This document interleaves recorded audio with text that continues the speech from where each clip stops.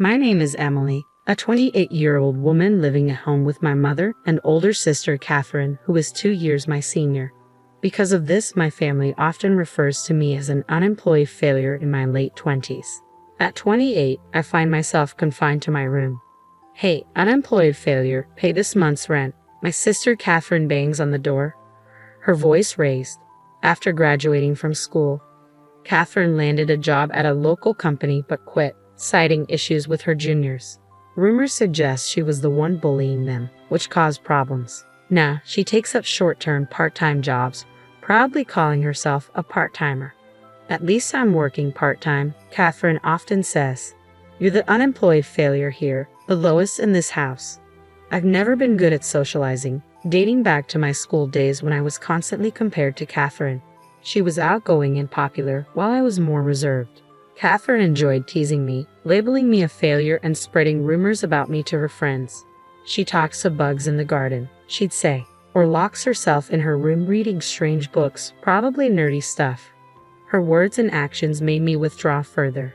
I avoided socializing, joined no clubs, and had no friends. My hobbies became my solace, my escape from reality.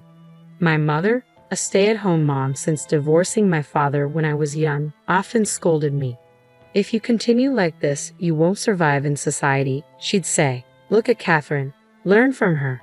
But emulating Catherine was impossible. After the divorce, both my mother and sister directed their negative emotions toward me, blaming me for resembling my father. Despite this, it was my father who financially supported us, ensuring Catherine and I never struggled.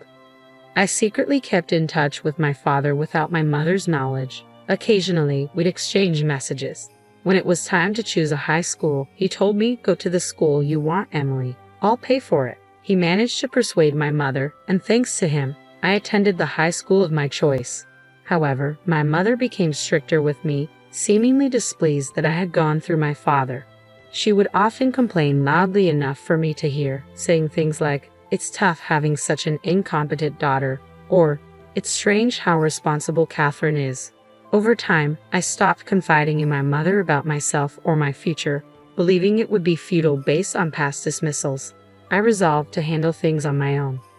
My mother held a grudge because I had once confided in my father. Her response was simply, "Once you turn 18, do whatever you want." As time passed, my mother and Catherine remained unaware of my interactions with my father, and both my sister and I grew up. Despite everything, I hoped for reconciliation with my mother and Catherine. Our bond had weakened due to the divorce, but I clung to the belief that even a small gesture could mend things. Each year, I carefully picked out gifts and celebrated Catherine's birthday. "What's this? Such poor taste," Catherine would often remark. I attempted to cook meals in the kitchen, but my mother would shut me down with, "This isn't edible. Don't do it again." No matter what I did, I couldn't improve my relationship with them. Years passed, and I began eating out more often. "How can you afford such luxuries? Where are you getting the money?" My mother would scold me. I dodged her questions, simply saying, "I have a part-time job." After turning 22, I began paying rent after my father's financial support ended. Catherine quit her job, leaving both her and my mother with no income. Their financial insecurity seemed to intensify their harassment towards me. I was charged $500 a month for rent and food expenses, while Catherine paid nothing. Despite living under the same roof, we rarely interacted or shared meals. Despite the strained situation, I decided to contribute. My family is in trouble, I thought. I have to help. However, I was shocked to discover something unsettling. I found out that, apart from me, my mother was demanding a monthly allowance of $4,000 from her own parents. Knowing my close relationship with my grandparents, they consulted me about this request. I was taken aback by the amount my mother was asking for, considering my grandparents were elderly and no longer working. Realizing they couldn't afford such a sum regularly, I asked my grandparents to redirect the $4,000 allowance to me instead, intending to pass it on to my mother. I apologized for burdening them with her demands. My grandparents looked apologetic but assured me, "Don't worry about the money. There's a reason we didn't give it directly to your mother." I feared my mother might exploit the situation if she knew I had access to that money. I held on to hope that Catherine finding a new job would ease our financial concerns and restore our family dynamics. With that hope in mind, I continued to pay a total of $4,500.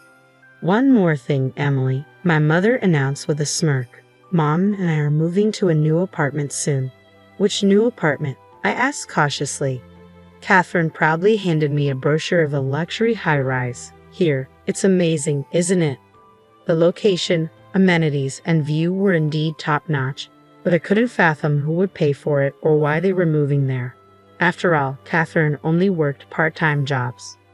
Lost in thought as I examined the brochure, Catherine remarked, "I might let you live there too." "You? Live there too?" she taunted. "You're unemployed trash who can't do anything without us, right? Well, if you insist, I might consider letting you live there." "What will happen to this house?" I asked.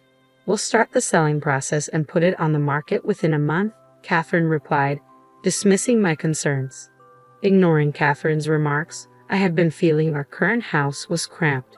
While evaluating whether the condo was worth its price, I decided to consult a friend knowledgeable about real estate investment. He's a friend from my student days. I explained to my mother and Catherine later. His comment was, "I think it's a decent property," and that convinced me. My mother and Catherine exchanged glances, clearly thrilled. It seemed they had always intended for me to foot the bill. "Well then, we need to start the paperwork immediately," my mother said cheerfully. "You, the shut-in, can use this as practice to get out and handle it," Catherine added with a smirk directed at me. Despite their remarks, I had already planned to go ahead with the purchase, so I didn't argue. I immediately contacted the real estate agency, went to their office, and proceeded with the purchase, not just the rent. When I returned home and informed them that I had completed the procedures, both my mother and Catherine cheered loudly. Ignoring their noise, I quickly retreated to my room. A few days before the scheduled moving day, I found a note on the boxes containing my belongings saying, "No need to transport." "What's this about?" I asked my mother and Catherine. They were casually sipping tea, already done with their preparations. Catherine feigned ignorance. "It's your stuff, right?" "Oh, aren't we moving tomorrow?" I questioned. "Only Mom and I are moving to the condo. We've decided to sell this house. You need to leave ASAP. We're leaving you behind because you're bad luck. You can't be unemployed forever. Stand on your own 2 feet," my mother added, making cutting remarks. "I see," I simply replied and returned to my room. On moving day, my mother and Catherine's belongings were swiftly packed and taken out. They were excitedly bragging to the movers, "We're moving to a condo with an amazing night view." Of course, they completely ignored me.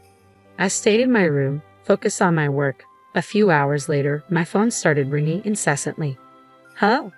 Hey, unemployed trash, what's going on?" Catherine's voice pierced through the phone. "They told us the contract isn't set up. Emily, didn't you handle the paperwork? I thought you could at least manage that, you useless piece of junk." The shouting was so loud that I instinctively moved the phone away from my ear. "Well, I did handle the paperwork," I replied calmly. "What do you mean? They told us we aren't the current leaseholders." Catherine's voice grew high-pitched and accusatory. "I did handle it. I did rent it. I bought it, but since only Mom and you were supposed to live there, I sold it." "Sold?" "That's right. The day they told me I couldn't move with them, I sold the apartment. It was a bit of a hassle, but I didn't want to pay for a home that only you would live in." Their voices sounded like they were arguing over the phone. "Why don't you two just renegotiate the contract?" I suggested. "My naive sister has a point, Mom. Let's renegotiate it for us. We can make Emily pay us back later," Catherine suggested. "Yes, let's do that," my mother agreed. The call abruptly ended. A few hours later, my phone rang again, this time with Catherine's shrill voice. "You schemed something, didn't you?" "What are you talking about?" "I figured as much," I said to them. "Why can't we sign it?" Catherine asked. "I don't know," I replied. "They said something technical, something about not having enough credit or something." "Catherine isn't the sharpest tool in the shed. She probably doesn't understand the term credit," I muttered to myself. "They don't trust you to sign a contract," I explained patiently, as if teaching children. "It's about social credibility. You often claim to be a part-timer, but barely work, making you pretty much unemployed trash. They won't lease to someone like that. Why could you, an unemployed trash, sign it and not me?" "Something's fishy. He must have raped something," Catherine protested. Realizing the conversation was going nowhere, I decided to clear things up. Listen, Catherine and Mom, are you listening?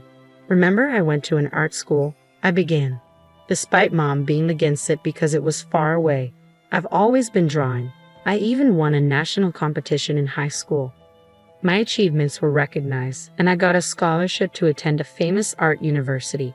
Neither of you knew, did you? I never told you guys. I'm still drawing, using Dad's room for it. The monthly rent of $4,000 might seem high, but I felt it was okay given the hassle of moving. Oh, I'll send you the link to my portfolio website, I continued, sending it to both Catherine's and Mom's phones. This site showcases my achievements and past works. There's also a contact form for potential buyers of my artwork. I'm not an unemployed trash. I've been investing my income as well. I think my annual income is on par with business owners. My income is leagues ahead of yours, Catherine, who claims to be a part-timer. That's why I have credibility. You're lying? Stop making things up. Catherine's voice was faint and incredulous. I could faintly hear my mother's voice. I've never been particularly good at interacting with people, but I've always had a keen interest in art and paintings. Finding joy drawing objects around the house, replicating plants and copying insects, the art book my father secretly bought for me on my birthday is a treasure item. To my unsophisticated sister Catherine, it probably looked like something a nerd would read. Being a successful artist, I of course don't work for a company, I thought, reflecting on how to my mother and Catherine, I probably appeared as an unemployed recluse trash. After all, they've never shown any interest in me before. They have no clue about the real me. I don't know or care if you're some great person, but I won't forgive you for betraying Mom and me, my mother said. I was even impressed that they could pick a fight at this moment. You're selling the house within this month, right? What? Selling it. That's what you and Catherine decided, right? To kick me out. I could tell over the phone that both my mother and Catherine were speechless. I've already moved, as I told you, to one of the apartments I had invested in. I heard my mother and Catherine starting to panic on the other end, saying things like, "This is bad, we have to cancel the sale." After they removed their belongings, I had another moving company take out the rest. I'm already relaxing in my new place, sipping my coffee, I remarked. Looks like you two might end up homeless. Hope you can cancel the sale in time. How much more will you mock your family to feel satisfied? My mother said. Hearing her say that for the first time, I shouted back in anger. That's my line. I don't expect them to understand how I felt all these years being treated as the lowest in the family. I don't want to feel sorry for myself. There are so many things I couldn't do because of Catherine, many things I resented her for, but I believe the path I chose was right. Through art, I've made many friends and acquaintances. And then, I'm engaged. I'll be living in my new home with my fiancé, so there's no room for you. Please enjoy living without the newest nuances, I declared and hung up. Are you okay? My husband cautiously asked from behind. He seemed surprised because I rarely raised my voice. Yeah, I'm fine. They're like parasites, so they'll figure things out even without me, I replied. I've given up on my jobless sister in her 30s and my mother in her 40s who's the same. They somehow managed to cancel the sale of the house and moved back in. I lost all reasons and the willingness to pay them rent or the $4,000, so I stopped all financial support. It seems my penniless mother turned to my grandparents again. Emily did something terrible. She's the worst. It's all because of her that we don't have money, she seemed to claim. She probably thought things would work out if she just acted spoiled, as always. However, my grandparents were furious when they heard the whole story from me. Shameless. The one who's truly awful is you, isn't it? How could you treat Emily like that all these years? Mocking her, demanding her money, treating her like a nuisance. Unbelievable. You deserve to be abandoned. My mother lost trust even from her own relatives. Catherine tried to get a job again, but it seems she's struggling. It had been years since she last worked. She occasionally called me, Emily, I realized I was wrong too. Let's put that behind us. Can you introduce me to a job or maybe a man who could be my husband? I was wrong too. What does she mean by I was wrong too? As expected, Catherine never changes.